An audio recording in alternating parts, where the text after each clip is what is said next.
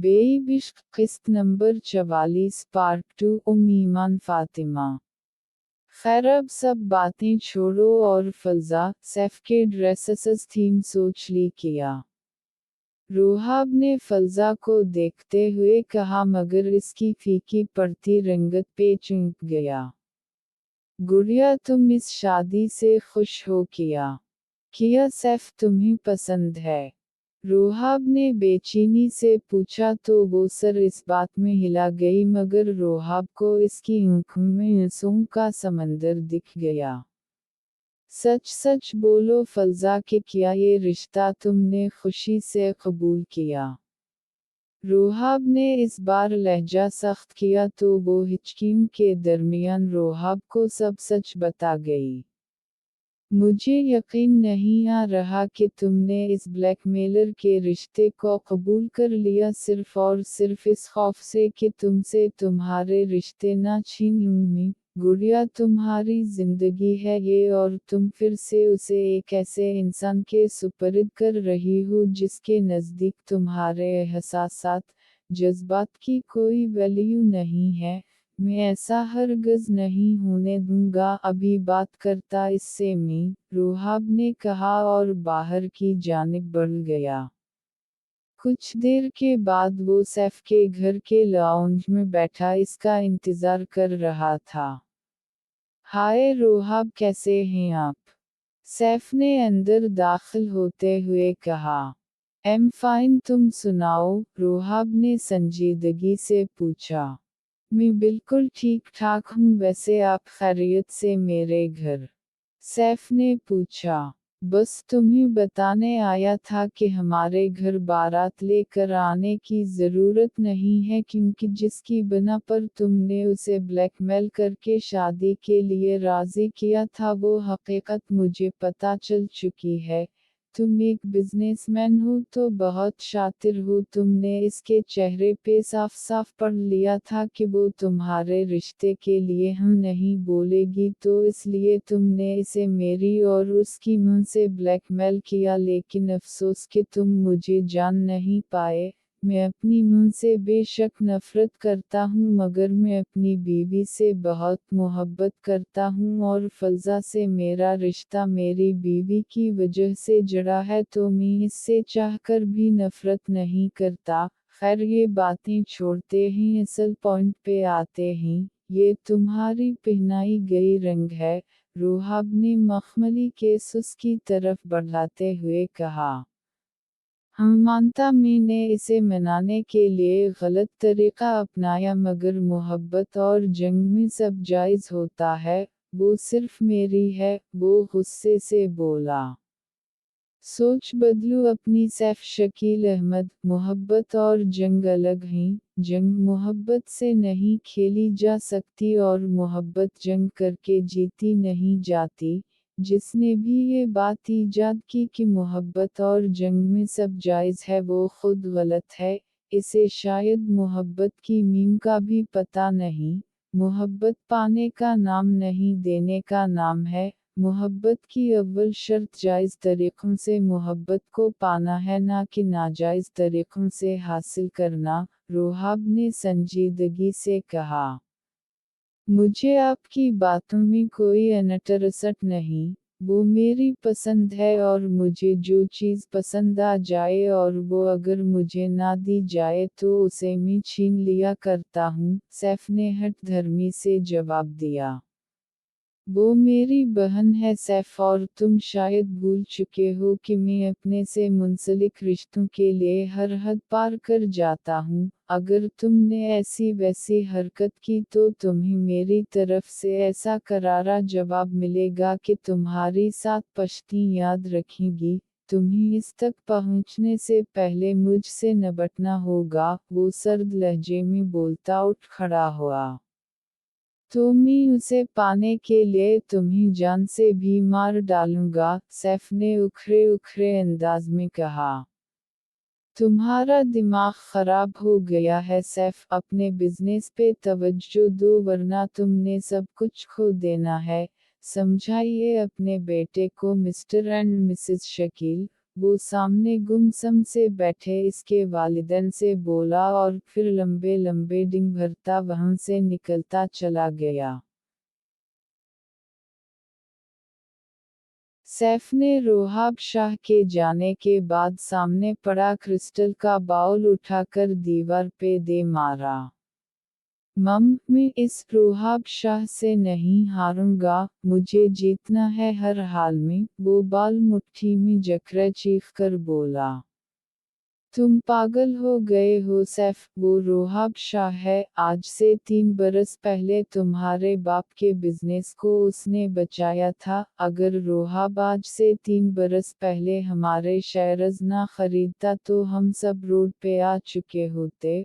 उस शख्स ने बिना किसी मफाद के ये सब किया हमारे लिए और तुम आज हमारे मुहसिन के एहसान भूल गए। शकील अहमद ने उसे लताड़ते हुए वो सच बताया जो अपने सीने में दफन किए हुए थे।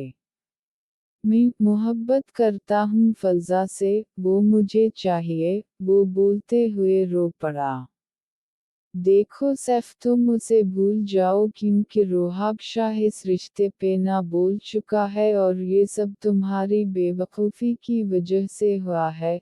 तुम्हें इस लड़की को यूं ब्लैकमेल करके मनाने की ज़रूरत ही किया थी। उसे मीना तो लिया मगर किया तुम उसके दिल में जगह बना पाते। ज़बरदस्ती के रिश्ते ज़्यादा दिन तक नहीं रहते, उनकी मुद्दत बहुत कम होती, नापायेदार होते ऐसे रिश्ते। शकील अहमद ने कहा तो उसने अपनी जलती आंखों को मसलते हुए अपना सर हाथों में गिरा दिया। मैं कुछ अरसा अबराट जाना चाहता हूँ वरना मैं यहाँ रह कर ना जाने किया कर डालूं, वो आहिस्ता से बोला। हाँ, तुम्हारा ये फैसला बहुत अच्छा है, मैं तुम्हारा टिकट कन्फर्म करवाता हूँ, शकील अहमद ने इसके कंधे पे थपकी देते हुए कहा। वो उठकर लड़खड़ाते कदमों से अपने कमरे की जानिब बढ़ गया। ज़ैद गुमसम सा विंडो से पार ढलते सूरज को देख रहा था। ज़ैद भाई चलें जल्दी से नीचे आ जाएं, फलजा का निकाह है, रूहान ने पास आकर कहा तो उसने बेयकीनी से उसे देखा। निकाह इतनी जल्दी, वो खुश नहीं लगती तो इस तरह निकाह करने की क्या ज़रूरत है, वो बेचैनी भरे अंदाज में बोला। अब ये तो रोहाब भाई को पता होगा, रोहान ने कंधे उचका कर कहा और वापस पलट गया। मुझे बात करनी होगी फलजा से, वो बुड़बड़ाता हुआ फलजा के रूम में आया तो ड्रेसिंग के सामने बैठी वो खोए खोए अंदाज में हाथों में चूड़ियां पहन रही थी। आखिर क्यों कर रही हो तुम ऐसे? वो इसके पास जाकर गुस्से से बोला तो उसने आंसू भरी निगाहों से उसे देखा। मुझे खुद नहीं पता मैं क्यों कर रही हूँ, मैं इनकार करना चाहती, मगर नहीं कर पाई, वो बोलते बोलते फूट फूट कर रो पड़ी। मैं बरू से जाकर कहता हूँ कि तुम इस रिश्ते के लिए राजी नहीं हो, ज़ैद कहता हुआ मुड़ा तो वो तेजी से खड़ी होकर इसके सामने आ गई।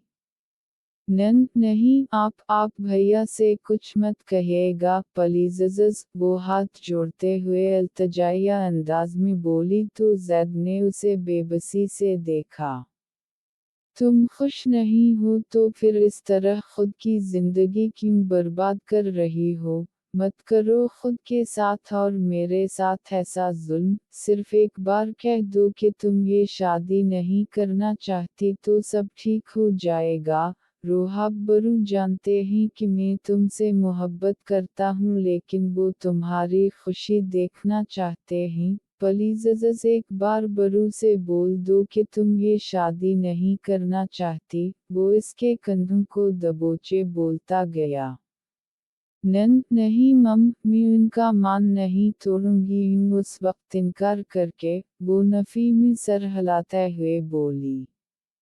आई हेट यू, सुना तुमने मैं तुमसे नफरत करता हूँ, वो इसके कंधे दबोच कर धाड़ा। फलजा ने करब से आंखें बंद कर लीं और आंसू पलकों की बाढ़ तोड़कर शफ़ाफ रुखसार को भगोने लगे। ज़ैद ने उन कीमती मोतियों को हाथों की उंगलियों के पौरों से चुनकर इन्हें अपने लबों से लगाया और फिर तेज़ी से बाहर निकलकर अपने कमरे की तरफ बढ़ ही रहा था कि रोहाब ने उसे पीछे से पुकारा। जी बरू, वो लबों पे मसनूई मुस्कुराहट सजाए मुड़ते हुए बोला। वो आ जाओ, मौलवी साहब आ गए हैं, रोहाब ने कहा। मैं नहीं आ रहा, मेरे सर में दर्द है, वो आहिस्ता से बोला। सोच लो एक बार फिर, रोहाब ने कहा। सोच चुका हूँ मैं, और वैसे भी मेरा इस सब में शामिल होना ज़रूरी नहीं है, वो सर झटक कर बोला। तुम्हारे बिना ये निकाह नहीं होगा। आपने किया सोचकर मुझे गवाह बनाया, मेरे ज़ख्म पे नमक छिड़क रहे हैं, सब जानते हैं फिर भी मुझे इस सब में शामिल करना चाहते हैं।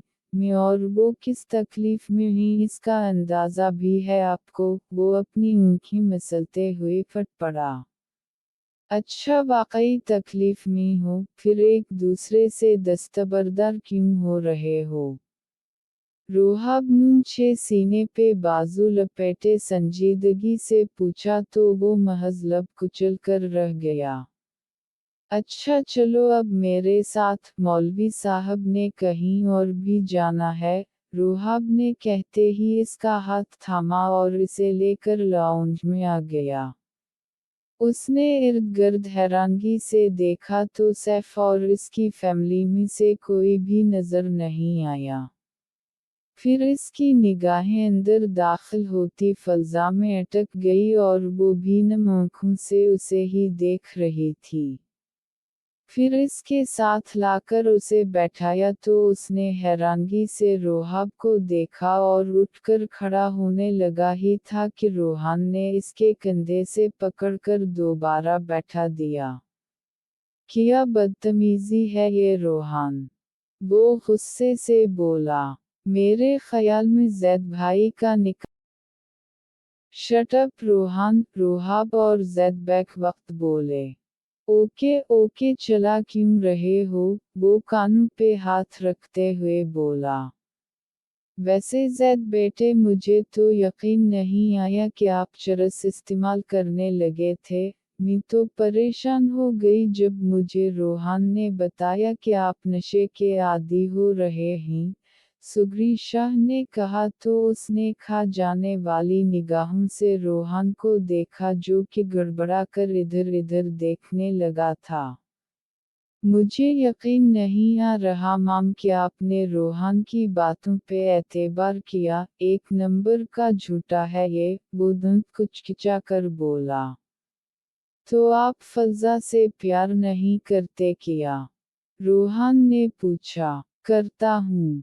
देखा, खुद इकरार कर रहे फिर कहते रोहान पे एतबार क्यों किया, अब कहो कि नहीं करता प्यार, देखना शादी कैसे कैंसिल होती। रोहान ने जल्दी से पैंतरा बदला तो महज दंत कुचकिचा कर रह गया। चलें मौलवी साहब, बसम अल्लाह करें, रिहान साहब ने कहा तो मौलवी साहब ने निकाह पढ़ाना शुरू किया। जारी है। चैनल सब्सक्राइब ज़रूर कीजिए।